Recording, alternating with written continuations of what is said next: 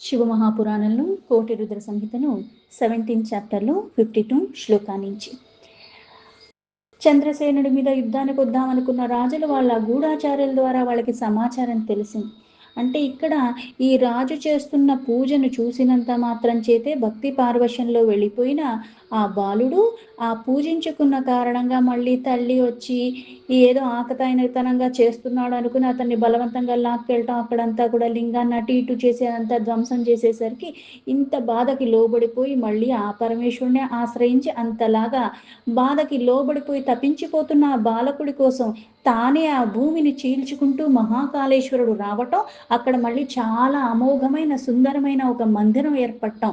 దాని తర్వాత తన గృహానికి వెళ్ళి చూస్తే అక్కడ తల్లి కూడా సకల ఆభరణాలతో ఉంది, అలాగే వైభవాలతో కూడుకున్న ఆ భవనం కూడా తనకి ఆ శిబిరం అలాగా మారిపోయింది. ఈ వార్త మళ్ళీ రాజుకు అందచేసిన తర్వాత రాజు అక్కడికి వస్తాడు. అయితే ఇవన్నీ గూఢాచారుల ద్వారా తర్వాత రోజు యుద్ధానికి రాజు మీదకు వెళ్లాల్సిన వాళ్ళకి ఈ సమాచారం తెలుస్తుంది. తెలిసినంత మాత్రం చేత వీళ్ళందరూ కూడా చర్చించుకుంటారు. అంటే ఈ శివభక్తిలో తత్పరుడైపోయిన చంద్రసేన అతన్ని మనం అస్సలు జయించటానికి వీలు పడదు. ఈదృశాః శిసవేయస్య పూర్యాం సంతి శివవ్రతాః స రాజా చంద్రసేనస్తు మహాశంకర సేవకః. అంటే ఈ రాజు చేస్తున్న పూజ చూసి దాని ప్రభావంతో ఆ పిల్లవాడు చేస్తేనే అంతలాగా కరుణించి ఆ కరుణ చూపించి అన్ని ప్రసాదించాడు. అలాంటిది ఈయన ఎప్పుడు శివ పూజలోనే ఉంటాడు, మహాభక్తుడు. ఇతను ఈ భక్తిలో ఎప్పుడూ ఉంటూనే ఉన్న కారణంగా ఇతని పట్ల మనం ఏదన్నా చేస్తే ఇంకా దానికి మనకి లభించేది, ఈయన కనికరించడం తర్వాత సంగతి, ఈయన పట్ల మనం తప్పుగా చేస్తే మన పరిస్థితి ఏంటి? నూనమస్య విరోధేన శివః క్రోధం కరిష్యతి తత్క్రోధాద్ధి వయం సర్వే భవిష్యామో వినష్టకాః. అంటే పరమేశ్వరుడు యొక్క భక్తుల పట్ల నువ్వు వాళ్ళకి హాని తలపెట్టేలాగా ఏదన్నా చేసినప్పుడు ఆ పరమేశ్వరుడు కూడా మన పట్ల ఆ వైరిభావంతో ఉంటారు అని అంటారు. ఎందుకు అంటే నువ్వు ఆ భక్తిలో తత్పరునైన వాళ్ళని ఎప్పుడూ కూడా ఏ రకంగా కూడా ఏ బాధకి లోబడేలాగా చెయ్యకూడదు. వీళ్ళనని కదా, ఎవరిని చెయ్యకూడదు. మనకి హాని చేసిన వాళ్ళకి మనం దూరంగా వెళ్ళిపోవాలి తప్పితే వాళ్ళని మళ్ళీ మనమేదో చేసేస్తాం అన్నట్టుగా, ఇప్పుడు ప్రాణాల మీదకి వచ్చినప్పుడు అది వేరు, దేశకాల పరిస్థితులు అన్నట్టుగా ప్రతిదానికి ఒకటే అన్నట్టుగా మనం ఏమి చూపించలేము. కానీ సాధారణంగా ఎవరి పట్ల కూడా మనం వైరం పెట్టుకోకూడదు. మనల్ని బాధించేలాగా మాట్లాడినా సరే, ఇంకోలాగా ఏది చేసినా సరే, కానీ యుద్ధానికి వెళ్ళినప్పుడు వైరభావం పెట్టుకోకూడదు. నీ అక్కడ దాకా వచ్చింది అంటే ఆ యుద్ధాన్ని కొనసాగించాలి. మళ్ళీ నీ ధర్మాన్ని నువ్వు, నీ కర్తవ్యాన్ని నువ్వు విస్మరించకుండా అన్నీ సమర్పణ భావంతో నువ్వు ఆ చేసుకోవాల్సిన క్రతువు చేసుకుంటూ వెళ్ళిపోవాలి. కానీ భగవద్భక్తుల మీద అకారణంగా ఎవరైతే విరోధాన్ని కల్పించుకుని వాళ్ళని బాధించేలాగా చేస్తారో అప్పుడు పరమేశ్వరుడు కూడా క్రోధానికి లోబడి వాళ్ళని తీవ్రంగా శిక్షిస్తాడు. అందుకే ఇప్పుడు వీళ్ళకి ఆ ఆలోచన కలిగింది. ఎప్పుడూ శివభక్తిలో ఉండే చంద్రసేన మీద విరోధంగా మనం ఇలాగా వెళ్ళి అందరం కలిసి ఒక్కసారిగా యుద్ధం చేస్తే ఆ పరమేశ్వరుడు ఆగ్రహానికి లోబడతాము. దాని కారణంగా మనం అందరం కూడా నశించిపోతాం. అంటే ఏ కారణం, ఏ స్వలాభం కోసం యుద్ధానికి పూనుకున్నామో ఇప్పుడు అది లభించేది సరికదా, అందరూ నశించిపోతాము అని ఇక్కడ మళ్ళీ బుద్ధి పనిచేసింది. ఎందుకు? ఒకసారి ఒక అసురి స్వభావం మనకు వచ్చిన తర్వాత ఒక వికారం అన్నది తీవ్రతకి ఆ కోరిక ఎంత బలంగా ఉంది అంటే అందరూ ముక్కుముడిగా వెళ్ళిపోయి యుద్ధం చేసైనా ఆ మణిని స్వాధీనం చేసుకుందాం అని అనుకున్నారు. ఆయన ఎలాగో ఇవ్వట్లేదు కాబట్టి అని. కానీ ఇక్కడ మళ్ళీ బుద్ధి ఎందుకు పనిచేసిందంటే మళ్ళీ పరమాత్మ యొక్క అనుగ్రహం కొద్దీ. నీకు నిజంగా అనుగ్రహం ఉంటేనే ఆ వికసన వైపుగా వెళతావు, లేకపోతే మళ్ళీ అధోగతి పాలయ్యేలాగా అన్ని చెడగొట్టుకునేలాగే మనము ఆ వినాశకాలే విపరీత బుద్ధి అన్నట్టుగానే ప్రవర్తిస్తూ ఉంటాము. తస్మాదనేన రాజ్ఞా వై విలాపః కార్యం ఏవ హి ఏవం సతి మహేశానః కరిష్యతి కృపాం పరాం. అందుకని వీళ్ళందరూ కూడా మళ్ళీ ఆ పరమేశ్వరు యొక్క క్రోధానికి కాదు, అనుగ్రహానికి పాత్రత పొందాలి అంటే మళ్ళీ అక్కడికి వెళ్ళాలి. వెళ్ళి అప్పుడు మనం కూడా అక్కడ ఆయన్ని దర్శించుకుంటే ఆ కృప మన మీద కూడా పడుతుంది అని. సూత ఉవాచ ఇతి నిశ్చిత్యతే భూపత్స్యాత్ భక్త వైరాహ సదాశయః సర్వే బభూర్వుః సుప్రీత న్యాసత్ శాస్త్ర అస్త్ర పాణయః. సూతుల వారు మళ్ళీ ఆ ఋషులకి ఇలా చెప్తున్నారు. అస్త్రశస్త్రాలు సేన అన్నీ కూడా కూడబెట్టుకుని యుద్ధానికి వెళ్ళిపోదాం అనుకున్న వాళ్ళు ఇప్పుడు వీళ్ళందరూ కూడా ఒక నిర్ణయానికి వచ్చారు. ఆ హృదయంలో ఆ రాజు మీద ఉన్న వైరభావాన్ని తొలగించుకున్న కారణంగా అంతఃకరణం పవిత్రంగా చేసుకుని అస్త్రశస్త్రాలన్నిటినీ కూడా విడిచిపెట్టేశాను. ఈ విడిచిపెట్టేసి ఇప్పుడు మళ్ళీ అదే సమూహం అంతా కూడా ఆయన దగ్గరికి వెళ్ళాలని సిద్ధపడ్డారు. వివిషుస్తే పురిం మృణ్య మహాకాలస్య భూభృతః మహాకాలం సమానర్చుష్ చంద్రసేనానుమోదితాః. ఈ రాజులందరూ కూడా ఆ మహాకాలుడు యొక్క రమ్యమైన పురంలోకి ప్రవేశించి చంద్రసేన ఒక ఆజ్ఞ తీసుకుని ఆ మహాకాలుడికి భక్తిగా పూజించుకున్నారు. తతస్తే గోపవనితాగేహం జగ్ముహుర్ మహిభృతః ప్రశంసాంతశ్చ తద్భాగ్యం సర్వే దివ్య మహోదయం. దీని తర్వాత ఆ రాజు దగ్గరికి వీళ్ళు వెళ్ళారు కాబట్టి దివ్యమైన సమృద్ధితో ఎంత సౌభాగ్యాలు అన్నీ కూడా లభించిన కారణంగా గోపబాలుడు యొక్క గృహాన్ని గోపబాలుడు యొక్క తల్లిని వీళ్ళందరూ కూడా వాళ్ళ భాగ్యానికి ప్రశంసలతో ముంచారు. ते तत्र चन्द्रसेनेन प्रत्युद्गम्याभिपूजिताः महर्हाविष्टरगताः ప్రత్యానందనం సువిస్మితాః. చంద్రసేనుడు కూడా ఈ రాజులందరినీ చక్కగా ఆహ్వానంతో వాళ్ళకి మళ్ళీ విధి విధానంగా పూజించుకుని సత్కరించాడు.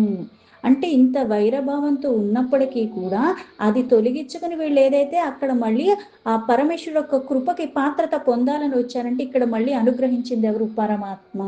ఆ అనుగ్రహం కలిగిన కారణంగా బుద్ధి మారింది, ఇక్కడికి వచ్చారు. అలాగే రాజు కూడా అన్నిటినీ విస్మరించేలా కాకుండా అన్ని సమర్పణ భావంతో భక్తిలోనే ఉంటాడు కాబట్టి వాళ్ళకి విధి విధానంగా వాళ్ళ అపరాధాన్ని అన్నిటినీ కూడా మర్చిపోయి చక్కగా వాళ్ళకి ఆసనాల్లో మంచిగా కూర్చోపెట్టి విధి విధానంగా పూజించుకుని అన్ని సత్కరించాడు. గోపసూను ప్రసాదత్తత్ ప్రాదుర్భూతం శివాలయం సంవీక్ష శివలింగం చ శివే చక్రుహు పరామతిం. గోపబాలుని అనుగ్రహించటానికి ఆ పరమేశ్వరుడే స్వయంగా ప్రకటింపబడిన ఆ శివాలయాన్ని చూశారు, శివలింగాన్ని దర్శించుకున్నారు. ఆ రాజులందరూ కూడా ఉత్తమ బుద్ధితో అలాగా తమ మనస్సులో భగవంతుణ్ణే శివుణ్ణే ధ్యానిస్తూ అలా నిలుపుకున్నారు.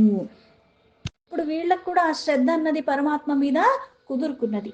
తతస్తే గోపా శిశవే ప్రీత నిఖిలం భూర్భుజ దదుర్బహూని వస్తూని తస్మై శివ కృపార్తినః. అందుకే అందరికీ ఒకలాగా ఒక ప్రభావం ఉండదు. కొంతమందికి చూసినంత మాత్రాన, కొంతమందికి చేసినంత మాత్రాన, కొంతమందికి వినినంత మాత్రాన అవుతుంది. కొంతమందికి దాన్ని ఇంకొక 2-3 సార్లు ఎక్కువ చేయాల్సి వస్తుంది. వీళ్ళు ఆ రాజుకి లభించిన చింతామణిని తీసుకోవాలనుకున్నారు కానీ ఆ భక్తిలో తత్పరత ఇంత పొందాడు కదా, మనం కూడా అలా చేద్దామన్న ఆలోచన అప్పుడు రాలేదు. యుద్ధానికి వెళ్ళిపోవాలని అన్నీ సిద్ధపడ్డారు కానీ ఇప్పుడు మళ్ళీ ఈ బాలకుడు చేసిన దానికి అప్పుడు వాళ్ళకి వికసన కలిగింది. అందరికీ ఒకలాగా అవుతుంది, అందరికీ ఒకలాగే ప్రభావం చూపిస్తుంది అన్నది కుదరదు. కానీ అందరిలోనే ఉన్నవి ఒకటే, జ్ఞానేంద్రియ కర్మేంద్రియ మనస్సు బుద్ధి చిత్త అహంకార. ఇవి ఎలా పనిచేస్తాయి నిన్ను నువ్వు గమనించుకోవాలి. నీకొకటి పనిచేస్తుంది, నీకొకటి పనిచేయదు. ఆ తీవ్రత నీలో ఎక్కువ ఉందా లేదా, నిన్ను నువ్వు ఎప్పుడైతే గమనించుకుంటూ ఉండి సరి చేసుకోవాల్సింది తెలుసుకుంటూ సరి చేసుకునే విధానంగా నడుచుకుంటూ ఉంటే మార్పు అన్నది వస్తుంది. పరమేశ్వరుడు కృప ప్రాప్తించిన తర్వాత ఆ అభిలాష కలిగింది వాళ్ళల్లో కూడా. ఆ రాజులందరూ చాలా ఆనందానికి లోబడ్డారు. అక్కడ మళ్ళీ ఆ గోపకుమారుని కూడా ఎన్నో రకాల కానుకలన్నీ కూడా ఆ పిల్లవాడికి ఇచ్చేశారు, గోపబాలుడికి. ఏ ఏ సర్వేషు దేశేషు గోపస్తిష్టంతి భూరిశః తేషాం తమేవ రాజానాం చక్రీరే సర్వపాప్తివాహ. ఈ రాజులందరూ కూడా అంటే వివిధ దేశాల నుంచి వచ్చి ఉన్నవారు, అందుకుని వీళ్ళందరూ కూడా కానుకలన్నీ కూడా గొప్పగా ఆ పిల్లవాడికి అన్ని ఇచ్చిన తర్వాత మళ్ళీ ఇక్కడ ఈ గోపబాలకులందరినీ కూడా చూస్తున్న ఈ బాలుణ్ణి ఆ గోపబాలుడికి రాజుగా చేశారు. భక్తిలో నువ్వు నిస్వార్థంగా ఎప్పుడైతే చేస్తూ ఉంటావో నువ్వు అడగక్కర్లేదు, నువ్వు అడిగితే అమ్మ ఇవ్వదు. నీకు ఎప్పుడేం కావాలో ఎలా అయితే చూసుకుంటుంది. ఇది ఉదాహరణకు మట్టుకే. అమ్మకైనా కాస్త పరిమితి ఉంటుంది, పరిధి ఉంటుంది. ఇంతే చెయ్యగలను, అంతకు మించి చెయ్యలేదు. ఉన్నంతలో ఏదో ఒకటి చేసిస్తుంది. కానీ పరమాత్మ అన్నిటికీ మూలమైన వాడు, అన్నిటికీ ఆధారమైన వాడు. నువ్వు ఆశ్రయించాల్సిన విధానంగా ఎప్పుడైతే అంత అంకిత భావంతో నువ్వు ఉంటావో, నువ్వు అడగకుండానే నీకు ఏది కావాలో, ఏది అక్కర్లేదో అన్నది కూడా నీకు తెలియని స్థితిలో ఉన్నప్పటికీ కూడా నీకంత ఉన్నతంగా ఇస్తాడు. అంతలాగా సమర్పణ భావంతో ఉండగలిగితే అతస్మిన్ మంతరే సర్వే స్త్రీదశేర్ రవి పూజిత ప్రాదుర్బభూవ తేజస్వి హనుమాన్ వానరేశ్వర. అంటే ఇదే సమయంలో ఇంతలాగా కానుకలిచ్చి ఈ గోపాలకులకి అందరికీ కూడా ఈ పిల్లవాడిని రాజుగా చేస్తే అక్కడ సకల దేవతలతో పూజింపబడే తేజస్సంపన్నుడు ఆంజనేయ స్వామి అక్కడ ప్రకటింపబడ్డాడు. ते तस्याभिगामाधीव राजानो जात संभ्रमाः प्रत्युत्थाय नमश्चक्रुर्भक्तिर्नम्रात्मा मूर्तयः. హనుమంతుడు ప్రకటింపబడంగానే అక్కడ అందరూ రాజులందరూ ఆశ్చర్యానికి లోబడిపోయారు. ఒక్కసారిగా భక్తిభావంతో అందరూ లేచి హనుమంతుడికి నమస్కరించారు. తేషాం మధ్యే సమాసీనః పూజితః ప్లవగీశ్వరః గోపాత్మజం తమాలింగ్య రాజ్ఞో వీక్షయేధమబ్రవీత్. అక్కడ అందరూ కూడా విరాజమానంగా అక్కడ హనుమంతుడు అక్కడ పూజింపబడిన తర్వాత ఈ గోపబాలకుణ్ణి ఆలింగనం చేసుకుని ఆ రాజులందరూ చూస్తుండగానే హనుమంతుడు ఆ గోపబాలుడితో ఇలా పలికాడు.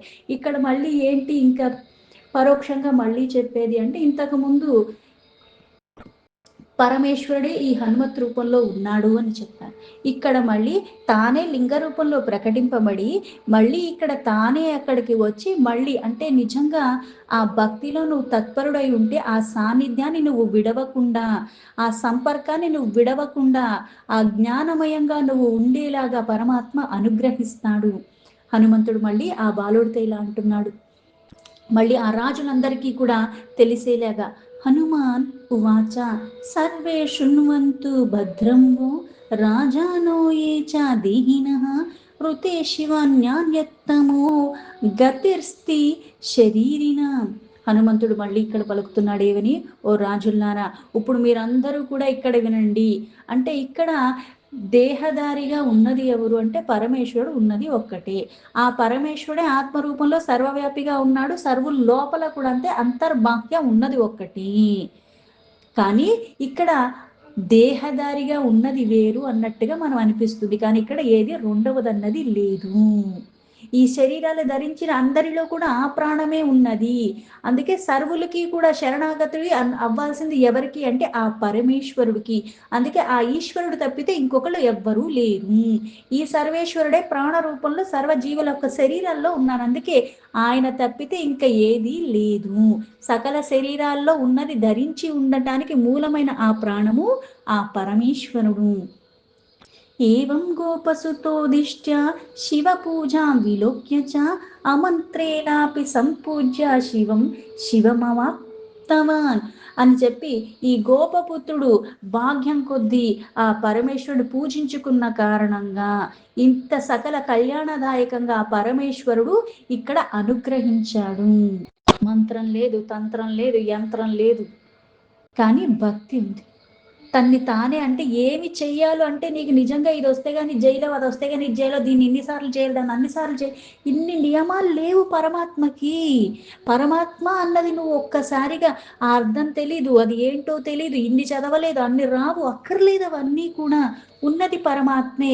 ఆ మనస్సు అన్నది పరమాత్మ ఎందు రమించకపోతే నేను ఎన్ని చదివినా ఎన్ని ఉచ్చరించినా ఎంతసేపు అక్కడ కూర్చున్నా దానివల్ల ప్రభావం ఏమీ ఉండదు.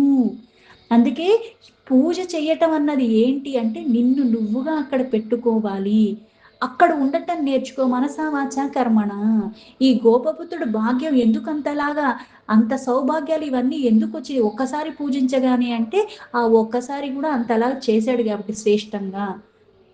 ఆ అనుగ్రహం ఉంది కాబట్టి ఒక్కసారి చూసినంత మాత్రానే దాని ప్రభావం ఆయన మీద అంతలాగా పడింది ఆ చిన్న పిల్లవాడి మీద. ఒకసారి కాదు, రోజు చూసినా, ఎన్నిసార్లు చూసినా, ఎన్నిసార్లు విన్నా మన మీద పడట్లేదంటే అర్థం ఏంటి అంటే వికారాలు బాగా ఉన్నాయి. కొన్ని జన్మల నుంచి కొన్ని వాసనలు మనం అంతలాగా మోసుకొస్తూ ఆ వాసనని విడవలేకపోతున్నాము. తన్మయత్వం అందుకు రావట్లేదు. ఈ తనువే ప్రధానంగా ఈ శరీరం అనుకుని భోగాల మీద ఉన్నది ఆ మాయామోహాల్ని దాటి మనం చూడలేకపోతున్నాము. దాటి మనం ఇది ఆస్వాదించలేకపోతున్నాము. అందుకే ఇక్కడ ఏ మంత్రం లేకుండా పూజించిన వాడికి ఇంత కళ్యాణదాయకంగా ఇచ్చాడు అంటే నువ్వు చెయ్యాల్సింది ఏంటి అన్నది తెలుసుకోవాలి. మంత్రం కాదు అక్కడ ముఖ్యము. ఏష భక్తావరః శంభోర్గోపానాం కీర్తివర్ధనః ఇహ భుక్త్వా కిలాన్ భోగానంతే మోక్షమవాప్స్యసి. ఈ శ్రేష్ఠ భక్తుడైన ఈ గోపకుడికి కీర్తి కూడా వృద్ధి చెందుతుంది. అలాగే ఈ లోకంలో సంపూర్ణమైన భోగాలతో కూడుకున్నవి ఇతనికి లభిస్తాయి. మళ్ళీ చివరి కాలంలో మోక్షం కూడా లభిస్తుంది. అస్య వంశోష్టమో భావి నందో నామ మహాయసాః ప్రాప్స్యతే తస్య పుత్రత్వం కృష్ణో నారాయణః స్వయం. యొక్క వంశంలోనే 8వ తరం వచ్చేసరికి మహాయశస్వి అన్న నందుడు అన్న అతను ఉత్పత్తి చెందుతాడు. ఆయనకి కలిగిన పుత్రుడే ఆ పరమేశ్వరుడు అంశ శ్రీకృష్ణుడన్న నామంతో ఆ సాక్షాత్ నారాయణే అవతరిస్తాడు. అద ప్రభృతి లోకే అస్మిన్ నీషా గోపకుమారకః నామ్నా శ్రీకర ఇత్యుచ్చేర్లోకఖ్యాతిం గమిష్యతి. ఇప్పటి నుంచి ఈ గోపకుమారుడు ఎవరైతే ఉన్నారో ఈ లోకంలో అతని నామం శ్రీకర అన్న నామంతోనే ఈ లోకంలో ప్రసిద్ధి చెందుతాడని నామాన్ని కూడా పెట్టాడు. సూత ఉవాచ ఏవముక్త్వా జనీసూనుః శివరూపో హరీశ్వరః సర్వాన్ రాజ్ఞాశ్చంద్రసేనాం కృపాదృష్ట్యా దదర్శః. సూతుల వారు మళ్ళీ ఆ ఋషులకి ఇలా చెప్తున్నారు. ఇలా చెప్పిన అంజనీ పుత్రుడైన ఆ ఆంజనేయుడు శివ అవతారము, కపీశ్వరుడు. అక్కడున్న రాజులు, అక్కడ చంద్రసేన, ఈ కృపాదృష్టి వాళ్ళందరి మీద కూడా ప్రసరింపచేశాడు. అత తస్మై శ్రీకరాయ గోపపుత్రాయ ధీమతి ఉపాధి దేశ సుప్రీత్యా శివాచారం శివప్రియం. ఈ ప్రకారంగా బుద్ధిమంతుడు ఆ గోపపుత్రుడు శ్రీకరగా నామాన్ని అంతా కూడా అతనికి పెట్టిన తర్వాత ఆ పరమేశ్వరు యొక్క కృప అన్నది పూర్ణంగా, ప్రేమ అన్నది పూర్ణంగా అతనికి ఉన్న కారణంగా అక్కడ మళ్ళీ ఈ గోపబాలుడికి శివుడి మీద ఇంకా భక్తి కుదురుకుని, ఇంకా ఎందుకంటే మంత్రం యంత్రం ఏమీ తెలియదు, ఇప్పుడు ఆ శివుణ్ణి ఎలాగా పూజించుకోవాలని ఉపదేశం కూడా చేశాడు హనుమంతుడు. హనుమానత సుప్రీత సర్వేషాం పశ్యతాం ద్విజాః చంద్రసేనాం శ్రీకరం చ తత్రే వాంతరధీయత తం సర్వే చ మహీపాలః సంపృష్టాః ప్రతిపూజితాః చంద్రసేనం సమామంత్ర్య ప్రతిజగ్ముర్ యథాగతం. ఓ ఋషుల్లారా, దీని తర్వాత చాలా ఆనందానికి అందరూ లోబడిన తర్వాత అక్కడ మళ్ళీ హనుమంతుడు అక్కడ ఉన్న రాజులతో, చంద్రసేనతో, శ్రీకరుడితో వాళ్ళని చూస్తూ చూస్తూ ఉండగానే చెప్పవలసింది చెప్పి అక్కడి నుంచి మళ్ళీ అంతర్ధానం అయిపోయాడు. దీని తర్వాత చంద్రసేను ద్వారా అక్కడ మళ్ళీ వీళ్ళందరు రాజులు కూడా ఆయన ఆజ్ఞ తీసుకుని వాళ్ళు కూడా వాళ్ళ వాళ్ళ స్థానాలకి అందరూ వెళ్ళిపోయారు. శ్రీకరోపి మహాతేజ ఉపదిష్టో హనుమత బ్రాహ్మణేహ సహ ధర్మజ్ఞశ్చక్రే శంభోహ సమర్హణం. పరమ తేజస్వి శ్రీకరుడు కూడా హనుమంతుడు ఉపదేశించిన ప్రకారంగా ధర్మజ్ఞుడైన అక్కడ బ్రాహ్మణులతో శివపూజ చక్కగా చేసుకున్నాడు. చంద్రసేనో మహారాజ శ్రీకరో గోపబాలక ఉభావపి పరప్రీత్యా మహాకాలం చ బేజతు. మహారాజు చంద్రసేన అలాగే గోపపుత్రుడ శ్రీకరుడు కూడా ఇద్దరు కూడా చాలా ఆనందంగా మహాకాలుడికి ఉపాసన చేసుకోవడంలో తత్పరులైపోయారు. కాలేన శ్రీకరః సోపి చంద్రసేనశ్చ భూపతిః సమారాధ్య మహాకాలం బేజతుః పరమం పదం. కాస్త సమయం తర్వాత శ్రీకరుడు ఇంకా రాజచంద్రసేన కూడా ఆ పరమేశ్వరుడు మహాకాలుడి ఆరాధనలోనే వాళ్ళలాగా కొన్ని రోజులు, కొన్ని సంవత్సరాలు గడిచిపోయిన తర్వాత కాలానుగుణంగా వాళ్ళకి పరమపదం కూడా ప్రాప్తించింది. ఏవం విధో మహాకాలః శివలింగః సతాం గతిః సర్వతా దృష్ట హంతా చ శంకరో భక్తవత్సలః. ఈ ప్రకారంగా మహాకాలనామ ఉన్న జ్యోతిర్లింగం సజ్జనులకి శోభను గతిని ప్రసాదించేది, దుష్టుల్ని వధించేది, సకల కళ్యాణకి మూలంగా భక్తుల పట్ల ఎప్పుడూ కూడా ఆ కరుణ ప్రసరింపచేసేవాడు ఆ పరమేశ్వరుడు అలా ఉద్భవించాడు. ఇదం పవిత్రం పరమం రహస్యం సర్వసౌఖ్యదం ఆఖ్యానం కథితం స్వర్గార్థ శివభక్తి వివర్ధనం. ఓ ద్విజుల్లారా, అత్యంత పవిత్రమైనది, చాలా రహస్యమైనది, అన్ని రకాలుగా సుఖాలు ప్రసాదించేది, స్వర్గాన్ని కూడా ప్రసాదించేది అటువంటి ఆ మహాకాళేశ్వరుడు ఉత్పత్తి అవన్నీ కూడా కథనం నేను చెప్పాను. ఇది భక్తిని దృఢత్వంతో ఇంకా వృద్ధి చెందేలా చేస్తుంది అని ఈ ఆఖ్యాయాన్ని మీకు నేను పూర్ణంగా వర్ణన చేశాను అని చెప్పారు సూతుల వారు.